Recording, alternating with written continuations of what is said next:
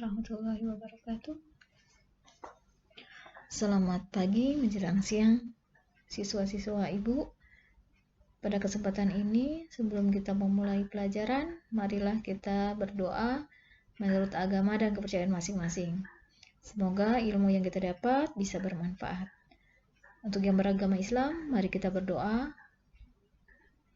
dengan membaca basmalah. Bismillahirrahmanirrahim. Nah, pada kesempatan hari ini, Ibu akan mengingatkan kembali pelajaran kita pertemuan yang lalu, yaitu tentang isi dan sistematika surat lamaran pekerjaan, serta isi sistematika surat untuk teman. Nah, di situ juga Ibu sudah menjelaskan kunci jawabannya. Kalian bisa melihat videonya juga dari kunci jawaban tersebut. Nah, pada kesempatan ini kita akan memulai pelajaran hari ini, yaitu mengidentifikasi unsur kebahasaan dalam surat lamaran pekerjaan. Baik, nah ini Ibu akan memperkenalkan diri Ibu dulu. Nama Ibu Nur Aidawati, biasa di sekolah dipanggil Ibu Ida. Nah, Ibu setiap tahun mengajar di kelas 12.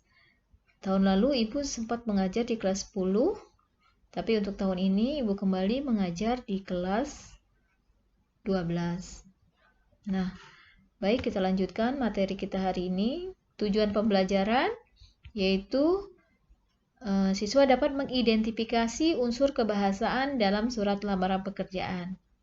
Yang dimaksud dengan mengidentifikasi itu adalah siswa mengetahui ini bagian-bagian apa saja yang ada di dalam surat lamaran. Misal, tepat dan tanggal pembuatan surat. Nah, itu letaknya di awal surat. Salam penuntut, letaknya terakhir. Itu yang dimaksud dengan mengidentifikasi. Baik, kita lanjutkan. Slide berikutnya, ini kita lihat adalah ketentuan umum kebahasaan dalam surat lamaran pekerjaan. Ada beberapa poin yang harus kalian perhatikan dalam ketentuan umumnya. Yang pertama, yaitu harus menggunakan bentuk surat yang standar. Jadi dalam membuat surat lamaran bentuknya harus standar. Jadi tidak sesuka hati seperti kita membuat surat pribadi. Yang kedua, menggunakan bahasa yang baik dan benar. Maksudnya baik dan benar di sini adalah baik ini sesuai kaidah, sedangkan benar ini adalah sesuai dengan tempatnya. Jadi misalnya nih, kita ke pasar, kita menggunakan bahasa baku, tapi tidak cocok situasinya, tempatnya tidak cocok. Jadi bahasanya baik tapi tidak benar. Jadi yang baik dan benar itu, baik misalnya dia sesuai kaidah, dan benarnya itu sesuai dengan situasi yang kita masuki, kita ada di dalamnya. Yang ketiga, menggunakan kata-kata yang sopan. Jadi bahasa di dalam penulisan surat lamaran pekerjaan itu harus sopan. Tidak boleh bahasa gaul digunakan. Yang ketiga, menggunakan kata-kata pengantar yang jelas.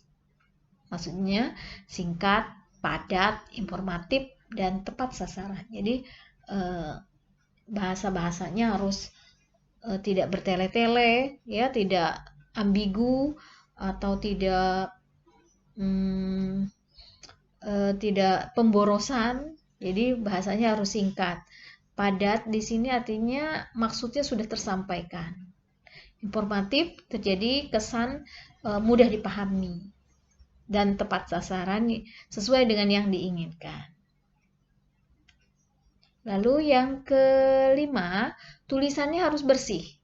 Jadi kalau kalian membuat surat lamaran pekerjaan yang menggunakan tulisan tangan, ini penulisannya harus bersih. Jadi tidak boleh ada tip X. ya. Tidak boleh ada tip X. Jadi tulisannya bersih atau tidak ada coretan. Mudah dibaca. Jadi kalau tulisannya itu jelek, jangan jangan menulis surat dalam bentuk tulisan tangan, tapi dalam ketikan komputer. Tapi nanti kalau tugas ibu harus tulis tangan semua. Dan yang harus sesuai dengan kaidah ejaan. Jadi ejaannya harus sesuai dengan EYD. Kemudian yang keenam, memenuhi unsur-unsur surat lamaran. Jadi harus lengkap. Ada identitas, ada lampiran-lampiran, itu maksudnya. Baik, kita lanjutkan slide berikutnya.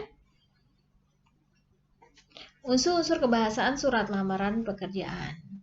Unsur kebahasaan surat lamaran pekerjaan ini hampir sama dengan sistematika. Mirip sekali ya letaknya. Yang pertama unsur yang harus ada adalah tempat dan tanggal pembuatan surat. Yang kedua, lampiran dan hal.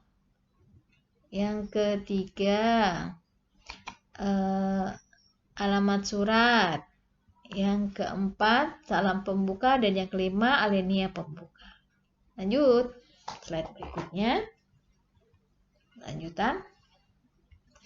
Yang keenam, ada isi. Nah, di dalam isi di sini kita ada bagi 3, yaitu yang di dalam isi itu ada identitas si pelamar, kemudian maksud dan tujuan melamar, dan yang ketiga yaitu pernyataan lampiran yang dibutuhkan oleh instansi yang membuat lamaran pekerjaan itu. Jadi kita harus menyesuaikannya. Jadi kalau tidak sesuai dengan kualifikasi yang diinginkan, ya tidak perlu melamar, karena memang tidak sesuai dengan kualifikasi yang diinginkan oleh tempat kerja tersebut. Yang ketujuh, penutup, dan yang kedelapan, salam penutup, serta yang kesembilan adalah tanda tangan dan nama terang. Lanjut. Sekarang Ibu jelaskan satu persatu, mulai dari tempat dan tanggal pembuatan surat. Nah, tempat dan pembuatan surat di sini kita perhatikan.